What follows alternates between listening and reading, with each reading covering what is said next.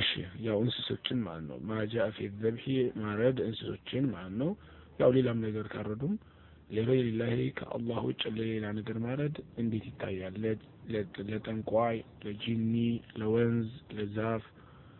ይሄ የመሳሰሉት በአጠቃላይ በሸሪዓችን ይታያል ለመላእክታም ሊሆን ይችላል ለወልይ የተባለ ይሄ ሁሉ ሸሪዓችን እንዴት ይታያል ነው وقول الله تعالى الله سبحانه وتعالى نذكرنا قل بل إن صلاتي كو مسجدو ونسكي أردم مردو نسك مالت في الشرع ذبح القربان أنه ونسكي مقارب مردو أنه ومحياي يمنورهم ومماتي يموتهم لله لله نور رب العالمين العالمات جيته ومحياي ومماتي منه أي حياتي وموتي أي التصرف في وتدبير أمري حيا وميتا لله الذي بيوتم يالله سموتم نقراتم هلو يميستنابر لين يميادرق لين عند الله سبحانه وتعالى بيتشانه معلتنا ومحياي ومماتي منه ذيك القرآن منايا قل بل إن صلاتي ونسكي صلاتي يمسجدو سجدت ما درقو دعام ونسكي أردم أماردو أردتم كله لله نو عبادة يميقباو لله بيتانو سيدي كالله وجه لتارد اللتم عيقبام كذي قرآن عنكس من مارو ليلا كالله وجه ليلا لسجد بس للمن يميقبا يلا مكنياتم زيقا لله نو كالله كون دمو كالله غاري لا ليقارو ليلوش ليقارو عيقباتشو معنو ومحياي ومماتي لله سلمو يمنورهم يموتهم دمو لله سبحانه وتعالى يميلو ومحياي ومماتي لله يميلو يمنورو يموتهم لله ነው ማለት የሚያኖረኝ የሚገለኝም ሁሉንም ነገር የሚያደርግልኝ አላህ ነው ሩቡብያው ለአላህ ብቻ እንደሚገባ እየነገረን ነው ማለት ነው ከዛ ቀጥሎ ቁርአን አንቀጽ ምን ይላል ወቀውሉ የአላህ ነገር ነው فصلي ስገድ لربك ለጌታህ ወንሐር እረድ فصلي سجد لربك لجيته ونحر أرد سلزي لجيته سجد لجيتهم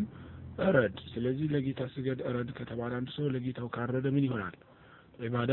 عبادة كون دمو عند نجر كالله جل نجر مستطو شرك له كنياتنا الله قرآن له وأن المساجد لله فلا تدعو مع الله أحدا أملكوا بتوجهوا أملكوا يجبوت الله نو كالله إلى النجر أتملك كلام سيدي أملكوا هون كترجع عند نجر كالله وج ليلا نجر مستوى شرك ونال عن علي رضي الله عنه قال حدثني رسول الله صلى الله عليه وسلم نبياتن كون نغرونيال بأربع كلمات أرات نذكروچن أستمرونيال ይላል የመጀመሪያው لعن الله ተራግሟል من ذبح لغير الله كالله ውጭ ያረደ ከአላህ ውጭ ለሌላ ነገር ያረደ ከአላህ ውጭ ለሌላ ነገር ያረደ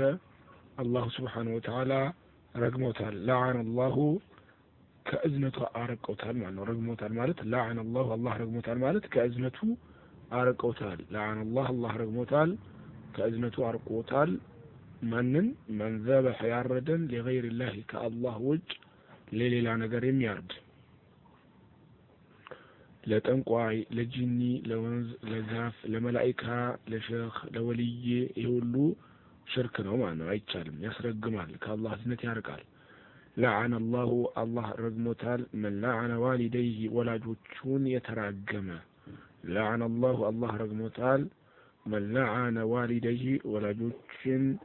የተራገመ ሰው ማለት ነው እሺ ሁለተኛው ማለት ነው ሶስተኛው ደግሞ لعن الله ረግሞታል من آوى ያስጠጋ محدثا አዲስ ፈጠራ ስራን የሚሰራ ሰው ያስጠጋ አዲስ ቢድዓ የሚሰራን ሰው ያስጠጋ አላህ ረግሞታል አያችሁ ቢድዓ መስራት ብቻ ሳይሆን ቢድዓ የሚሰራን ሰው ማስጠጋት ማገዝ አይዞህ ማለት በገንዘብ በሐሳብ መርዳት ያስረግማል አላህ Subhanahu Wa Ta'ala ረግሞታል አዲስ ፈጠራ ስራ የሚሰራን ሰው የሚያስጠጋማል ቢድዓ በጣም ትልቅ ወንጀል መሆኑ እዚህ ራሱ ያሳየናል ማለት ነው እሺ لعن الله الله رقموتال كزنة وارقوتال من غير يقير منار الأرض أي علاماتها يمريت الملكت مالنا من غير يقير منار الأرض أي علاماتها ملكت وان يقير